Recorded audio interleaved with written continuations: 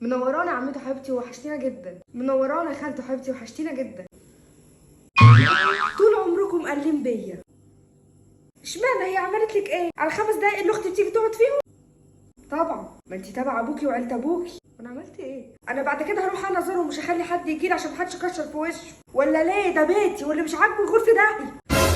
ماما في مشبك وقع وانا بنشر، هنزل اجيبه بسرعه واجي. المشابك بتاعت ماما دي مش للنشير، للرمي. احنا بنرميها. حد عايز مشابك؟ مشابك ماما عشان انا عاق برمي المشابك. وليه؟ عملت لك ايه انا؟ مرات ابوكي ولا امك انا؟ هحطها هنا بس واغسلها وانا قايمه.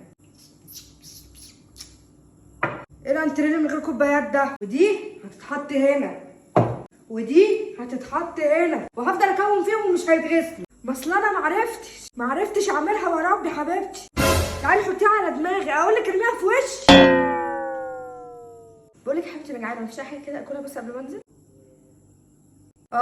طبعا ما عملتيش اكل صح؟ براحتك احسن، اصلا اكلك طعمه وحش. انا هروح اكل عند عمتي بتطبخ احلى.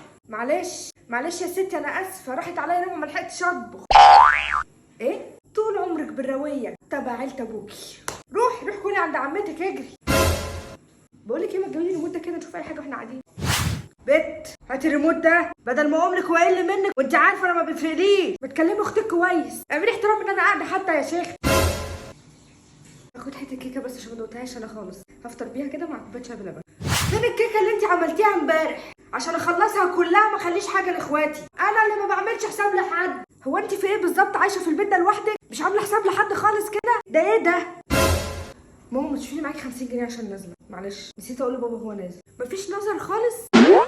ما تشوفي لي معاكي 50 جنيه كده ولا اي فلوس، ما انت على قلبك قد كده، وانا بحب اوفر لابويا واخد منك انت. خليكي، ما انت تبع ابوكي وعيله ابوكي.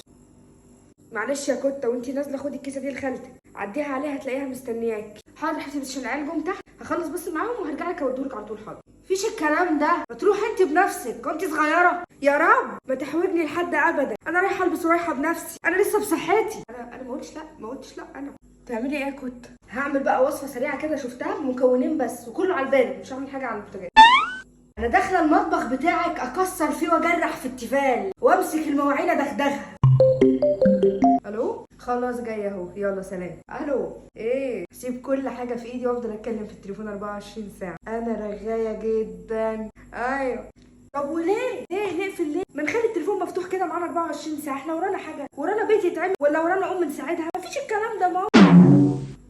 انا ما استنيتهاش حتى ترد عليا. بصي يا حاج ما تقلقيش خالص، انا هشرحه لك وهو الموضوع بسيط يعني مش هيحتاج حاجه. بقالي ساعه بشرح الموضوع مش محتاج يعني. لا الله الغني، مش عايزه حاجه منكم، انا بعلم نفسي بنفسي، فكمان هتشنكوا عليا. امال لو كنت قلت لحضرتك ان هو محتاج شويه تركيز بس كنت عملتي ايه؟ ما استبعدهاش عليكم.